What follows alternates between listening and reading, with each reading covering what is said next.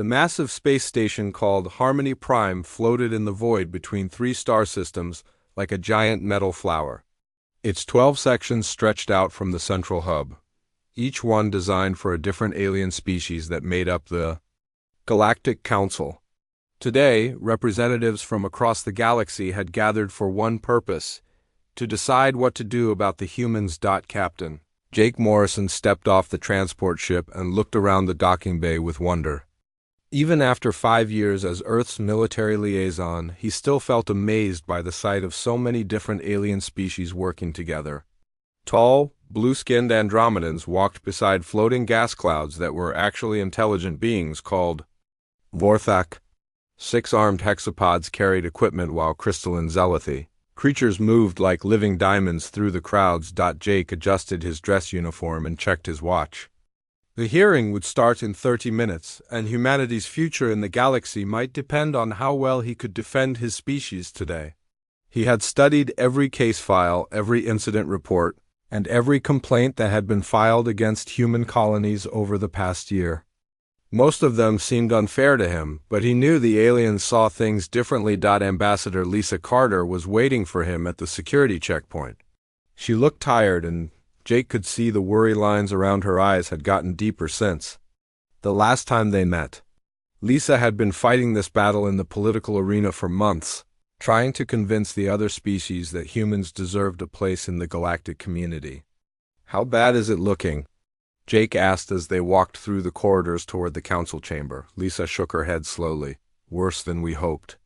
The zealothi have been pushing hard for restrictions on human expansion. They claim we're too aggressive and unpredictable. The Vorthak agree with them, and where those two lead, most of the others follow." They passed through another security scan, this one operated by insectoid klaxon guards whose compound eyes tracked every movement. Jake tried not to show his nervousness, but he could feel the weight of responsibility on his shoulders.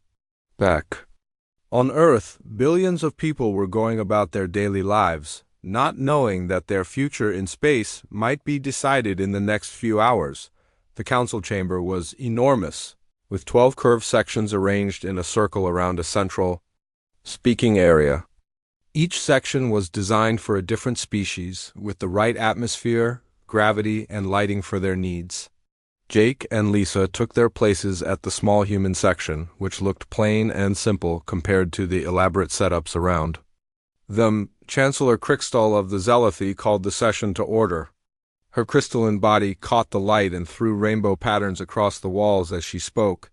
Her voice came through the translation system with a cold, mechanical tone that somehow managed to sound condescending. "We gather today to address the growing concern about human activities in the Outer Rim territories," she announced. "Over the past standard year, there have been 17 separate incidents involving human colonies and settlements. These range from unauthorized weapons testing to excessive use of force against pirates and raiders." Jake felt his jaw tighten. Those incidents had been humans defending themselves and their families against criminals and murderers. But he knew better than to interrupt during the opening statements. Ambassador Zephmos of the Vorthak spoke next, his gas form swirling in patterns that the translation system interpreted as words. "The humans show a disturbing tendency toward violence as a first solution to any problem. Their military doctrine emphasizes overwhelming force and rapid escalation. This is not compatible with the peaceful principles that guide our galactic community." One by one, the other representatives added their voices to the complaints. The hexapods criticized human mining techniques as too aggressive. The Andromedans worried about human population growth and expansion rates. The klaxon claimed that human emotions made them unpredictable and dangerous to work with. Jake listened to it all, feeling his anger grow with each accusation. These aliens lived in a galaxy where crime was rare because their species had evolved past the need for conflict. They had never faced the kind of threats that humans dealt with every day. Pirates, raiders, and criminals saw human colonies as easy targets because humans were new to space and didn't have the protection of established galactic powers. When his turn came to speak, Jake stood up and walked to the center of the chamber. He looked around at the assembled representatives, trying to make eye contact with each species even when they didn't have recognizable eyes. "Honored representatives," he began, "I want to address each of your concerns directly. Yes, humans have used force to defend our colonies. But in every case, we were responding to attacks by criminals and raiders. We didn't start these fights, but we finished them to protect innocent people." Trithik of the klaxon made a chittering sound that the translator turned into laughter. "Protect innocent people? Your species has been in space for barely 2 centuries. And you've already been involved in more violent conflicts than most species experience in a millennium. Perhaps the problem is not external threats, but your own nature." Jake felt his face flush red. "Our nature is to stand up for what's right. When pirates attack a farming colony and threaten to kill children if the colonists don't surrender their entire harvest, we don't negotiate, we stop them. With overwhelming violence," Zephmos added, his gas form pulsing with what Jake had learned was amusement. "Your response to the Kepler incident involved destroying 6 raider ships when a simple warning might have sufficed." "Those raiders had already killed 37 colonists," Jake shot back. "They weren't going to be scared off by a warning." "Chancellor?" Crystal's crystalline form flashed brighter. "This is exactly what we mean. Humans always assume that violence is necessary. You lack the sophistication to find peaceful solutions to complex problems." Lisa stood up beside Jake, her diplomatic training helping her keep her voice calm and measured. "With respect, Chancellor, we're not asking for your approval of our methods. We're asking for the same rights that every other species in this galaxy enjoys, the right to expand, to trade, and to defend ourselves when attacked."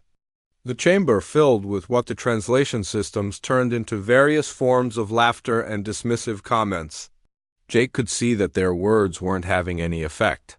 The decision had already been made before the hearing even started. "Chancellor." Crystal called for order and then announced the verdict. "The Galactic Council has voted to implement the Terran Containment Protocol. Humans will be restricted to their current 17 star systems and will have limited access to advanced galactic technologies until they can demonstrate a more peaceful approach to problem solving." Jake felt the world spin around him. This wasn't just a restriction.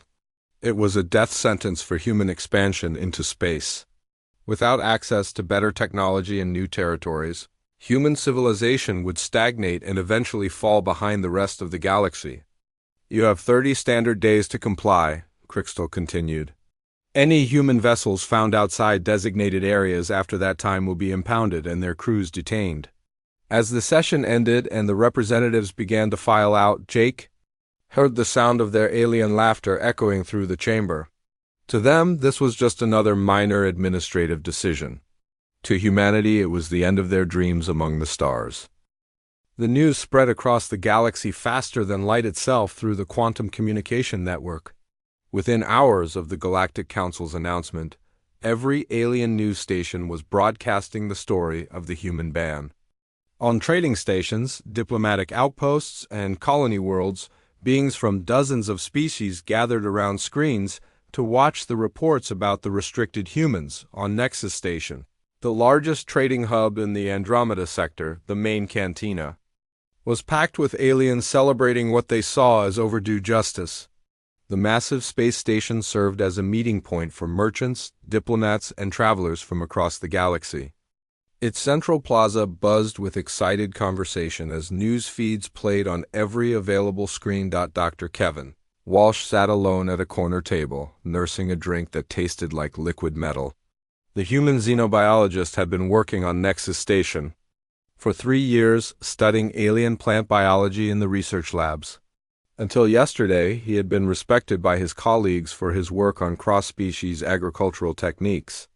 Now he could feel the stares and hear the whispered comments from every direction.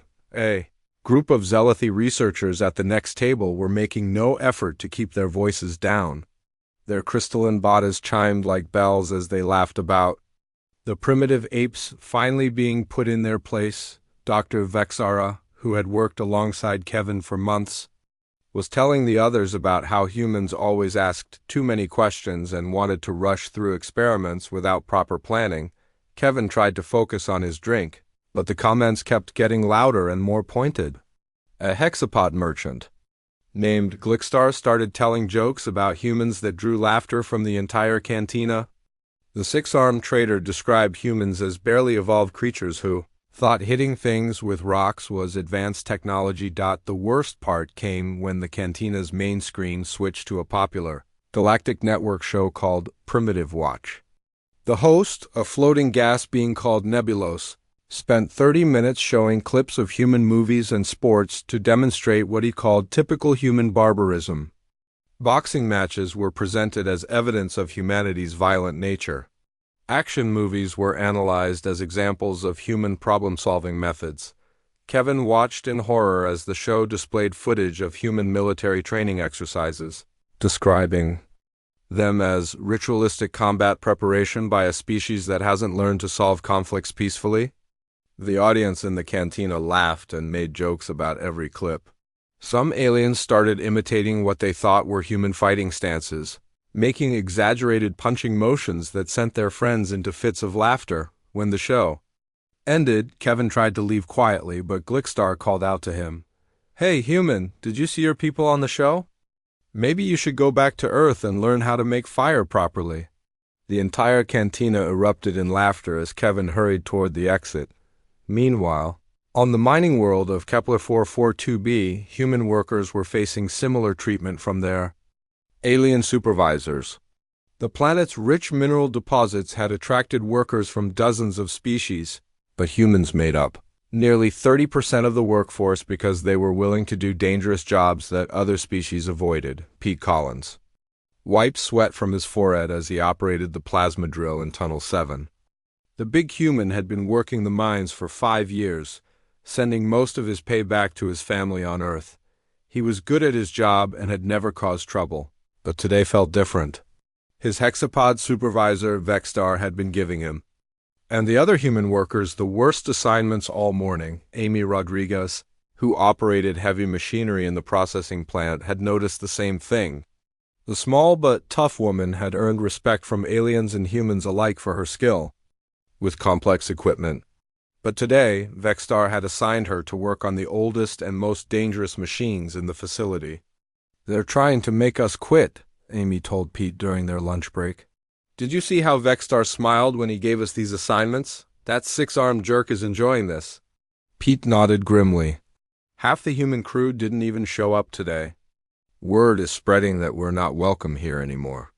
Some families are already packing up to leave." As if summoned by their conversation, Vexstar approached their table. His 6 arms moved in complex patterns as he spoke, and his translator box delivered his words with obvious pleasure. "I have new assignments for you humans. Collins, you're going to Tunnel 12.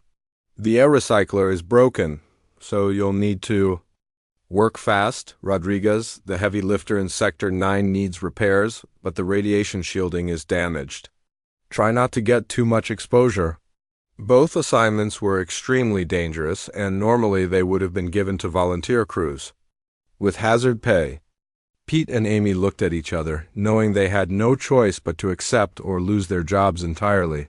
"Is there a problem?" Vexstar asked with mock concern. "I thought humans were supposed to be tough. Maybe the council was right about your species being too weak for real work."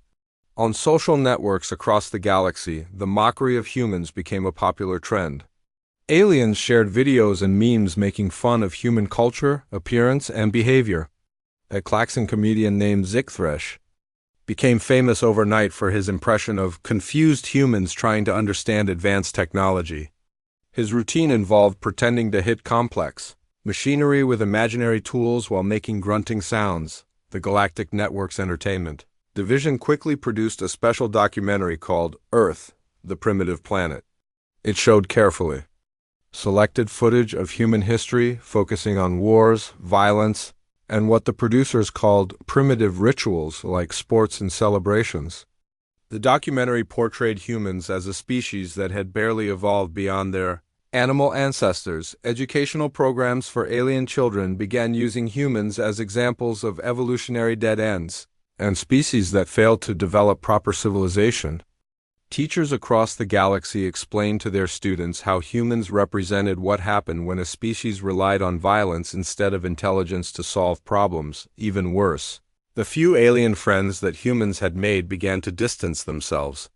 Dr. Morden, an Andromedan scientist who had collaborated with human researchers for years, publicly announced that he would no longer work with restricted species.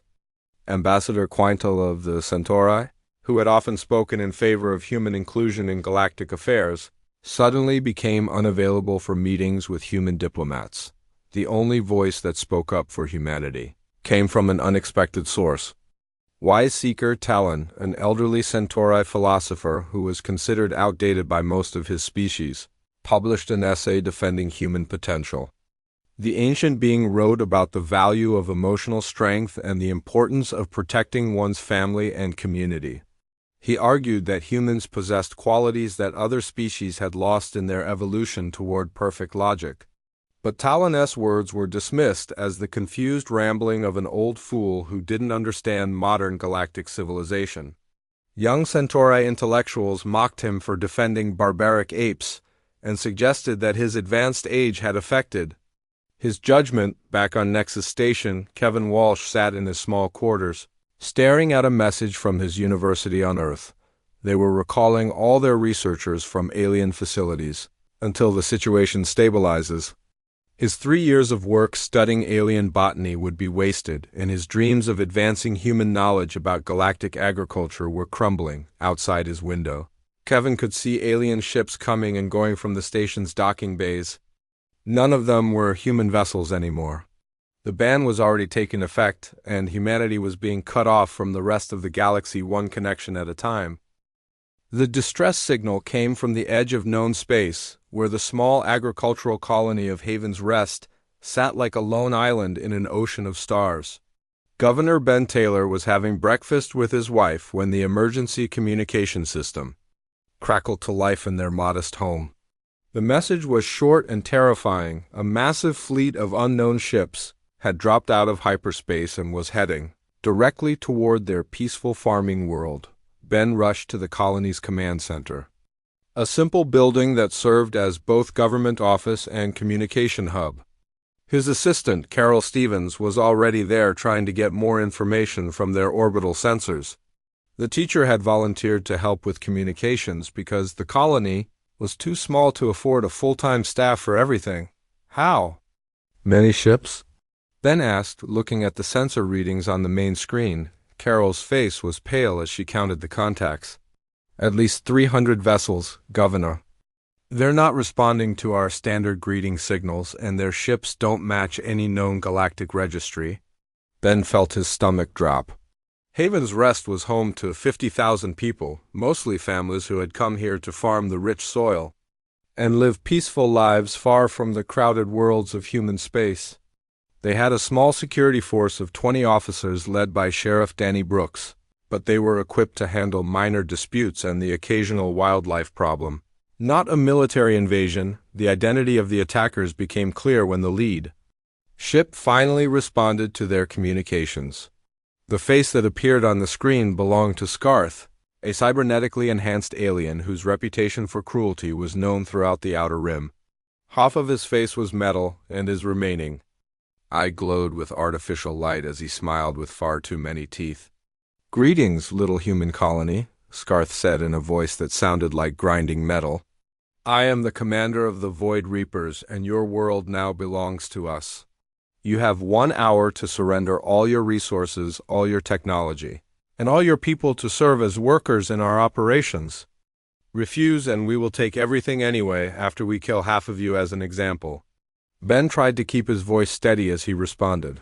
"This is Governor Taylor of Haven's Rest. We're a peaceful agricultural colony under the protection of the Galactic Council. Any attack on us would violate dozens of interspecies treaties." Scarth's laughter was like the sound of breaking glass. "Protection? Haven't you heard, little governor? Your species has been banned from galactic protection. You're on your own now, and that makes you perfect prey for us." The communication ended, leaving Ben staring at a blank screen. He immediately tried to contact the Galactic Peacekeeping Force, hoping that even with the ban in place, they might still respond to a humanitarian crisis? The duty officer who answered was Commander Zoldar, a Zeliphi whose crystalline form flickered with impatience. "This is Governor Taylor of Haven's Rest requesting immediate assistance," Ben said. "We're under attack by a large criminal fleet and need military support." Zoldar's response was cold and dismissive. "Human, your species is no longer under galactic protection as per Council Resolution 2847. The peacekeeping force does not respond to requests from restricted species. Solve your own primitive problems with your own primitive methods." Ben tried to explain that this was about stopping criminals who threatened the entire region, but Zoldar had already cut the communication. Similar responses came from every other authority Ben tried to contact. The message was clear: humanity was alone, and no one in the galaxy cared what happened to them. Sheriff Danny Brooks arrived at the command center with his entire security force. The former Earth military veteran had served in 3 conflicts before coming to Haven's Rest to enjoy a quiet retirement. His officers were good people, but they were mostly farmers and shop owners who had volunteered for part-time duty to help their community. "What's our situation, Governor?" Danny asked, his weathered face grim as he studied the sensor readings. 300 ships full of the worst criminals in the galaxy, and we have 20 security officers with civilian equipment, Ben replied. "They want everything we have, and they're willing to kill anyone who gets in their way." Danny was quiet, for a moment thinking about their options. "We've got hunting rifles, some mining explosives, and whatever we can improvise from farm equipment. Not exactly military grade, but it's what we have." Dr. Alan Price, the colony's chief medical officer, had been listening from across the room.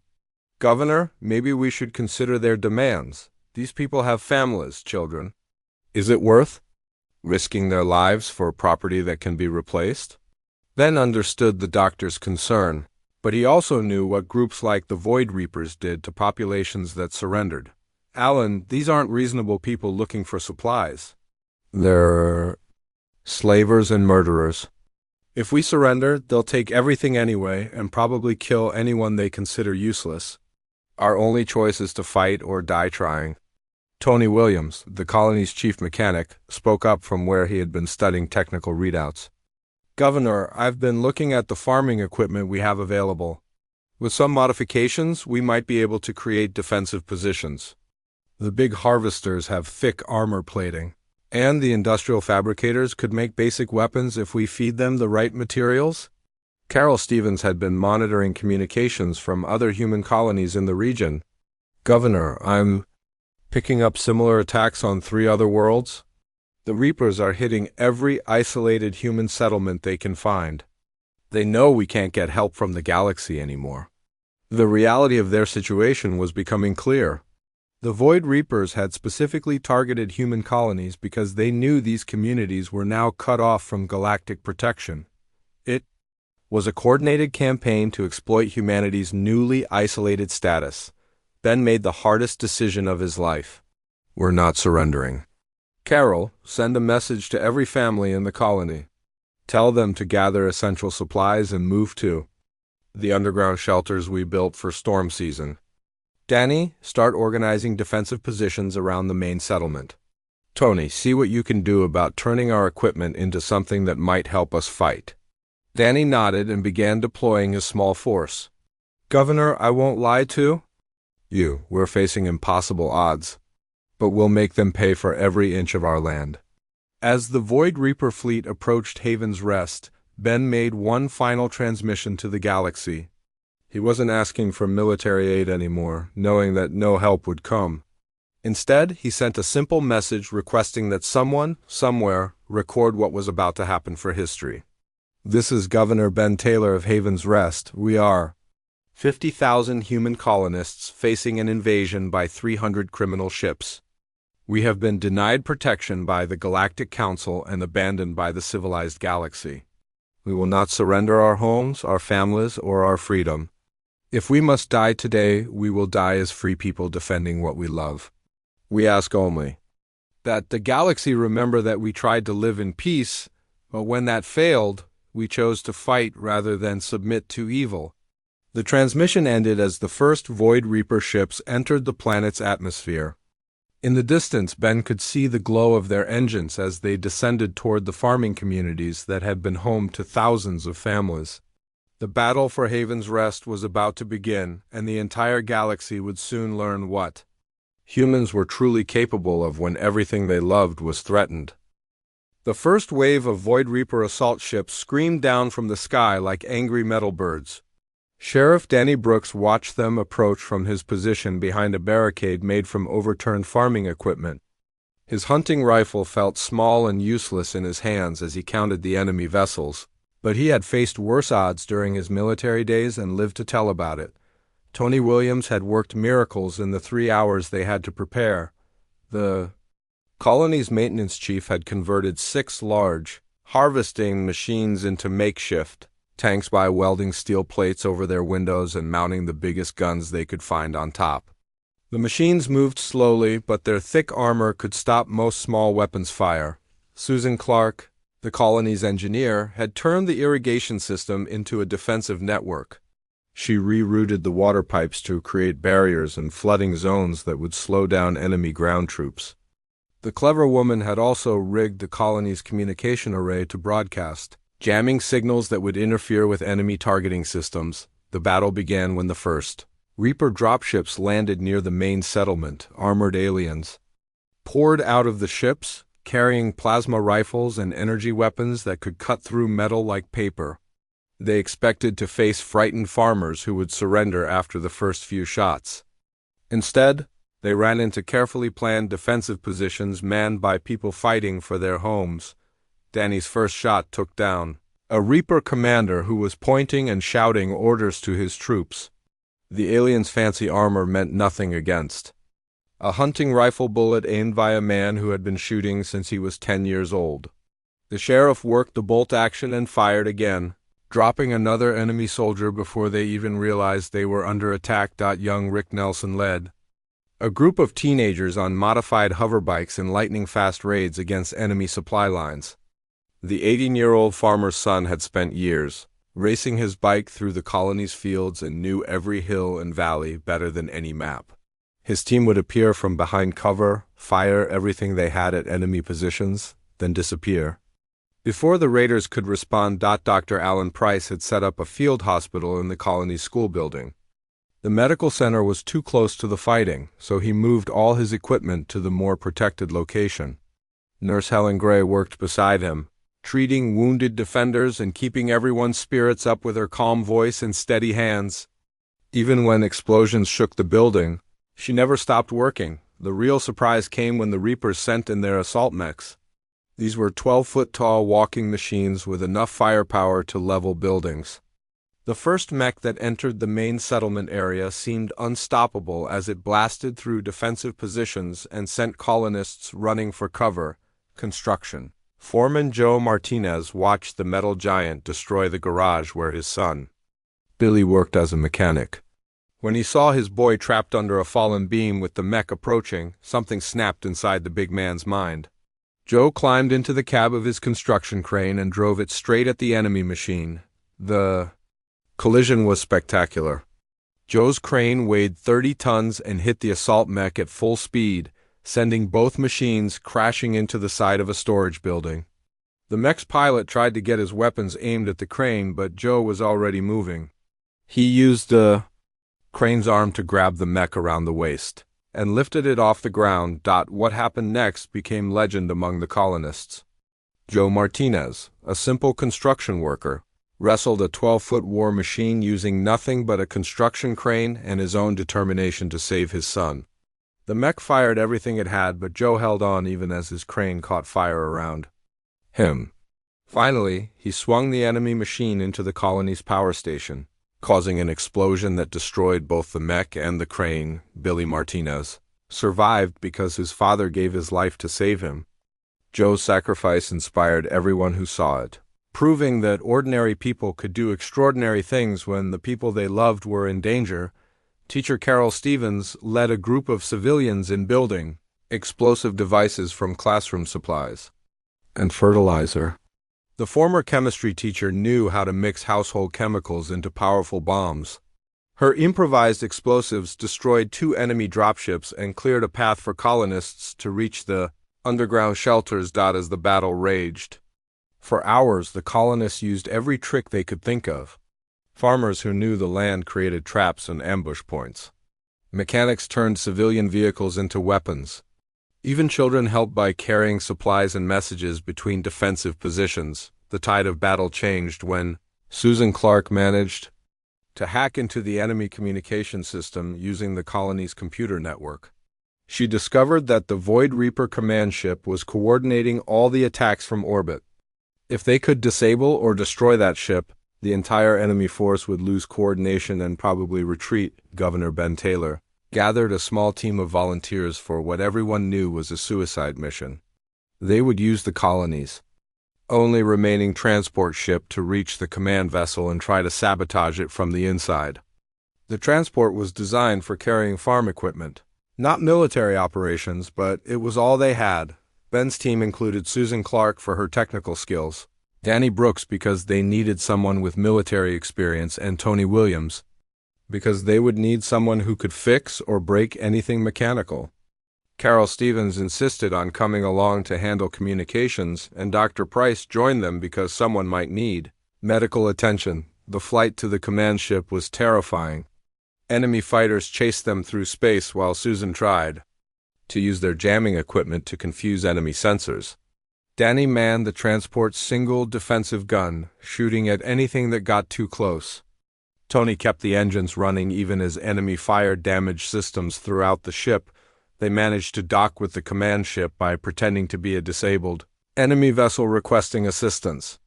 Once inside, the team split up to cover more ground. Susan headed for the computer systems to plant viruses that would shut down enemy communications. Tony went to the engine room to sabotage the ship's power systems. Danny and Carol fought their way toward the bridge to create a distraction. Ben found what he was looking for in the ship's main reactor room. The power core that ran the entire vessel was heavily shielded, but not impossible to overload if someone was willing to stay behind and manually trigger the explosion. He sent the others back to their transport while he worked on the reactor. Controls. The explosion that destroyed the Void Reaper command ship could be seen from the planet's surface. Ben Taylor died in that blast, but his sacrifice gave the colonists the victory they needed. Without their command ship, the remaining Reaper vessels lost coordination and began retreating from Haven's Rest. The battle was over, but the cost had been terrible. 40 colonists had died defending their homes, including heroes like Joe Martinez and Ben Taylor. The survivors gathered in the main square, exhausted and wounded, but still free. They had faced impossible odds and somehow won through courage, sacrifice, and the determination to never give up. 3 days after the battle ended, maintenance technician Alex Turner was doing his regular work on Survey Station Epsilon when he discovered something that would change everything. The automated station floated in deep space, monitoring solar activity and cosmic radiation patterns with advanced sensors that recorded everything happening in nearby star systems. Alex was a quiet man who preferred machines to people. He had been working alone on the remote station for 2 years, collecting data that scientists across the galaxy used for their research. It was boring work, but he liked the peaceful silence of space and the predictable behavior of computers. The station's artificial intelligence had flagged an unusual amount of data from the Haven's Rest system. Solar flares and electromagnetic activity during the 3-day period had created more recordings than normal. Alex was supposed to sort through the files and delete anything that wasn't related to stellar phenomena. What he found instead was a complete record of the battle that had taken place on the human colony. The station's advanced sensors had automatically recorded everything from multiple angles, tracking energy signatures, ship movements, and even individual people on the planet's surface. The AI had cataloged it all as unusual electromagnetic activity. Without understanding what it was actually seeing, Alex watched the first few minutes of footage with growing amazement. The sensors showed the massive Void Reaper fleet approaching the small human colony like a pack of wolves surrounding a lone sheep. The technical readouts displayed the impossible odds. 300 military vessels, against a farming settlement with no real defenses. Then he watched what happened next, and his understanding of humanity changed forever. The footage showed ordinary people doing extraordinary things. Farmers turning their equipment into weapons. A construction worker using a crane to fight a giant war machine. Teenagers on hoverbikes attacking professional soldiers. A teacher making bombs from classroom supplies. A doctor treating wounded. Fighters while explosions shook the building around him. But the most powerful moment came when Alex watched Governor Ben Taylor's final sacrifice. The sensors tracked the small transport ship as it approached the enemy command vessel. The AI had recorded Ben's last transmission before he destroyed the reactor, and Alex heard words that would haunt him for the rest of his life. "Tell the galaxy that humans don't fight because we're savage," Ben had said as he prepared to die. "We fight because some things are worth dying for, and the people we love are always worth it."